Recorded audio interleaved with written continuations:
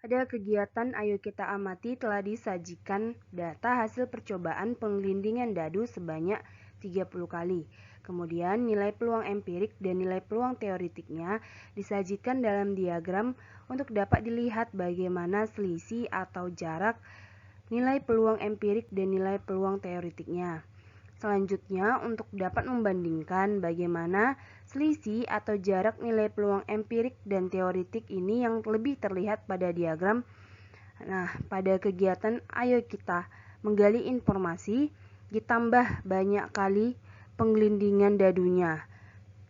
Dilakukan sebanyak 120 kali, sehingga terlihat titik-titik nilai peluang pada masing-masing diagram ini. Kita dapat bandingkan penggelindingan sebanyak 120 kali ini, titik-titik nilai peluang empiriknya lebih berdekatan dengan nilai peluang teoritiknya dibandingkan penggelindingan sebanyak 30 kali. Nah, sampai di sini pertanyaannya, apakah dapat dikatakan jika semakin banyak percobaan yang dilakukan maka nilai peluang empiriknya akan mendekati nilai peluang teoritiknya? Maka, untuk lebih dapat membuktikan apakah semakin banyak kali percobaan yang dilakukan, maka nilai peluang empiriknya akan semakin mendekati nilai peluang teorinya. Kita akan melakukan percobaan, di mana kalian juga harus ikut melakukan percobaan ini, agar nantinya lebih mudah untuk memahami hubungan peluang empirik dan dengan peluang teoritik. Nah, percobaan yang akan kita lakukan sama dengan percobaan kita di awal materi, yaitu pada video kegiatan percobaan untuk menentukan percobaan yang fair dan menentukan nilai peluang empirik. Bedanya, hanya banyak kali yang akan dilakukan. Kita akan melakukan pelemparan koin sebanyak 50 kali, penggelindingan dadu sebanyak 120 kali, pengambilan satu kelereng sebanyak 90 kali. Cara melakukan dan mendata hasil percobaannya sama, hanya saja kita juga akan mencari nilai peluang teoritiknya dan hubungan dari nilai peluang empirik dan teoritik dari beberapa kejadian.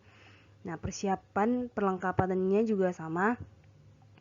Nah, sama juga kalian boleh melakukan percobaan dengan lebih banyak dari yang ditentukan, misalnya 2 atau 3 kali lipat dari banyak kali percobaan semula. Karena percobaan yang akan kita lakukan sama dengan yang di awal, kita tinggal melanjutkan banyak kali percobaannya. Pada percobaan pelemparan satu koin, sama total percobaannya 50 kali, jadi kita tinggal mencari nilai peluang teoritik nantinya. Kemudian percobaan pengambilan satu kelereng, dari 60 kali percobaan dilanjutkan sampai 90 kali banyak percobaan.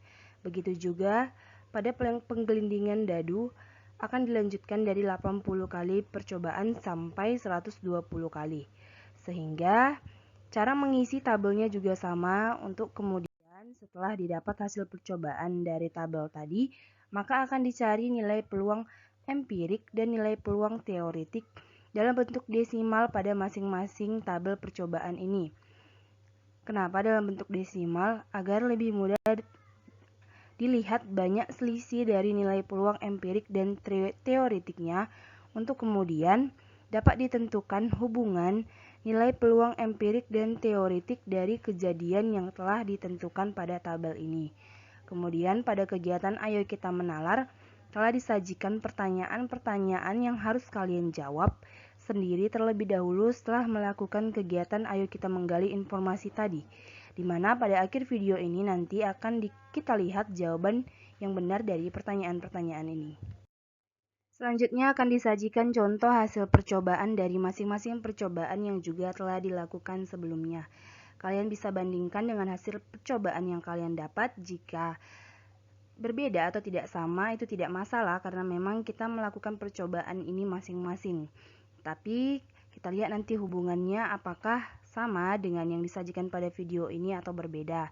Yang pertama, pada pelemparan koin sebanyak 50 kali, setelah kita dapat data hasil percobaannya, kemudian pada tabel selanjutnya kita ulang lagi, kita isi banyak muncul sisi angka ada 27 kali, sisi gambar 23 kali, kemudian kita isi juga nilai peluang empirik yang sudah kita dapat 27/50 sama dengan 0,54. Kemudian sisi gambar 23/50 sama dengan 0,46. Selanjutnya nilai peluang teoretiknya sama seperti yang sebelum-sebelumnya telah kita cari bahwa pada percobaan pelemparan satu koin itu ada kemungkinan kejadian munculnya sisi angka dan sisi gambar. Maka nilai peluang teoretik untuk munculnya sisi angka itu ada 1/2. Begitu juga untuk sisi gambar 1/2 sama dengan 0,5. Nah, untuk tabel selanjutnya kita akan mencari hubungan nilai peluang empirik dan nilai peluang teoretik dari kejadian munculnya sisi angka. Tadi kita dapat nilai peluang empiriknya 0,54, nilai peluang teoretiknya 0,5, hubungannya didapat nilai peluang empiriknya mendekati nilai peluang teoretiknya dengan selisih nilai 0,04. Nah, kalian juga dapat melihat bagaimana selisih dari nilai peluang empirik dan nilai peluang teoretik munculnya sisi angka yang kalian dapat. Selanjutnya, penggelindingan dadu sebanyak 123 kali. Setelah didapat data hasil percobaannya, kita kembali isi tabel selanjutnya. Banyak kali muncul mata dadu 1 ada 26, nilai peluang empiriknya 26/120 sama dengan 0,22. Kemudian kita isi untuk munculnya mata dadu 2, 3, 4, 5, dan 6. Kita cari nilai peluang teoretiknya.